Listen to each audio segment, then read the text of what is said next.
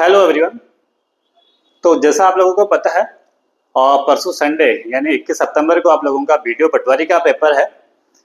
तो मैं आपके सामने एक सैंपल पेपर यानी वीडियो पटवारी का जो आपका 100 नंबर का पेपर होता है वैसे एक सैंपल पेपर लेके आया हूँ। तो जो भी कैंडिडेट जो भी एस्पिरेंट्स पेपर देने वाले हैं तो एक बार इस पेपर को देख के ही जाए ताकि आपको कुछ पेपर में कुछ फायदा मिले।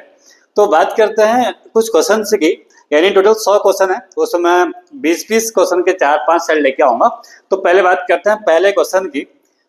तो पहला जो सेक्शन है वो आपका हिंदी का है, क्योंकि इस पेपर में आपका जो 20 नंबर का है वो हिंदी है।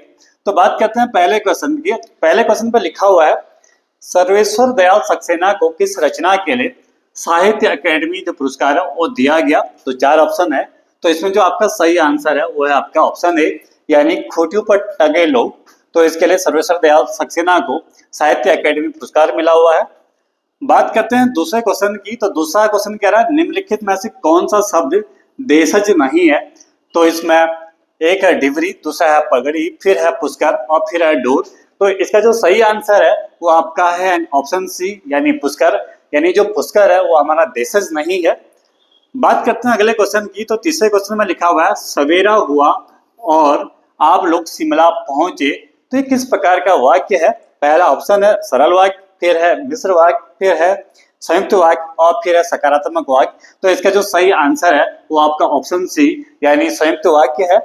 बात करते हैं नेक्स्ट क्वेश्चन की। जब किसी पत्र का उत्तर उचित समयावधि में नहीं मिलता है तो संबंधित अधिकारी को पुनः याद दिलाने के लिए किस प्रारूप का प्रयोग किया जाता है। तो इसमें 4 ऑप्शन है आपके पास। पहला है आदेश, दूसरा है ध्यानाकर्षण पत्र, फिर है ज्ञापन और फिर है कार्यालय आदेश। तो इसका जो सही आंसर है ऑप्शन बी, यानी ध्यानाकर्षण पत्र। ऑप्शन क्वेश्चन नंबर 5 है, अब चला जाए ये किस प्रकार का वाक्य है। कर्मवाच्य, भाववाच्य, कर्तृवाच्य या इनमें से कोई नहीं। तो इसका जो सही आंसर है वो ऑप्शन बी, यानी आपका भाववाच्य है। अगले क्वेश्चन पे जाते हैं। तो उसमें लिखा हुआ है, जो आपका औलाद है, इस शब्द है औलाद, ये किस भाषा का शब्द है। तो अरबी है, तुर्की है, हिंदी है, पुर्तगाली है। तो इसका जो सही आंसर है ऑप्शन ए, यानी आपका अरबी भाषा का शब्द है आपका औलाद। बात करते हैं अगले क्वेश्चन की। तो उसमें लिखा गया, वह खंबा गिर जाएगा, इस पंक्ति में कौन सा विशेषण है कि वह खंबा गिर जाएगा। तो इसका जो सही आंसर है, पहला ऑप्शन लिखा है प्रत्येक बोधक विशेषण, फिर है निश्चित परिमाणवाचक विशेषण, फिर आपका निश्चयी वाचक सार्वनामिक विशेषण और फिर है संबंधवाचक सार्वनामिक विशेषण। तो इसका जो सही आंसर है आपका ऑप्शन सी, यानी आपका वह खंबा गिर जाएगा, यह आपका निश्चयी वाचक सार्वनामिक विशेषण है। और अगला जो क्वेश्चन है आपका, कविता कौमुदी जो भाग 2 है, इसके रचनाकार कौन है। तो इसके जो रचनाकार हैं वो आपके पंडित राम नरेश त्रिपाठी हैं। अभी बात करते हैं अगले क्वेश्चन की, यानी क्वेश्चन नंबर 9।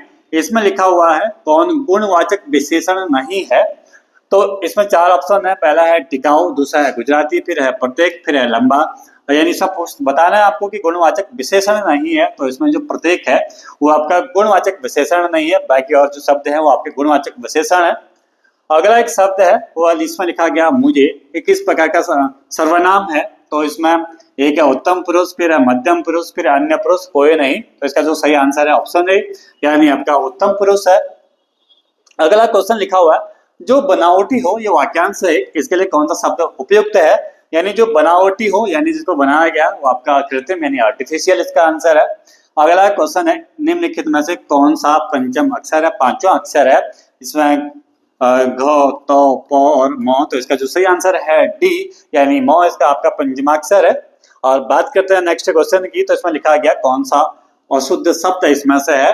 तो विकास है, प्रशंसा है, दुष्कर है और जो इसका सही आंसर है वो डी, यानी जो शुश्रूषा है आपका अशुद्ध शब्द है, इस क्वेश्चन में था। अगला जो क्वेश्चन है क्वेश्चन नंबर 14, इसमें लिखा गया, पंचांग शब्द में उच्चारित ध्वनियों का लेखन निम्नलिखित में से किस में हुआ है। यानी जो पंचांग है इसमें कौन सा ऑप्शन इसका सही है, इसका उच्चारण सही है। तो आपका ऑप्शन सी, यानी पंचांग इसका आंसर सही है। अगला क्वेश्चन है 15, इसमें लिखा है, द्वित्व का प्रयोग किस शब्द में नहीं हुआ है।